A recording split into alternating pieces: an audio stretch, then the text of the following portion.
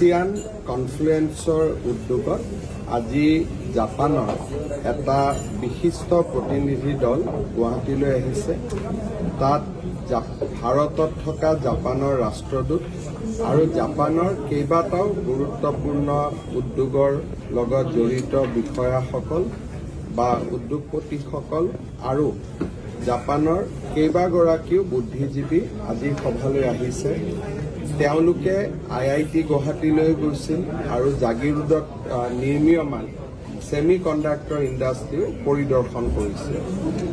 মই ভাবোঁ যে এডভান্টেজ আছাম আৰু ইয়াক অসমক কেন্দ্ৰ কৰি ভাৰতৰ উদ্যোগপতি জাপানৰ উদ্যোগীসকলৰ মাজত যি উৎসাহ উদ্দীপনা দেখা গৈছে সিয়ে অনাগত দিনসমূহত অসমক ঔদ্যোগিকৰণৰ দিশত ক্ষীপ্ৰ গতিত আগুৱাই লৈ যায়।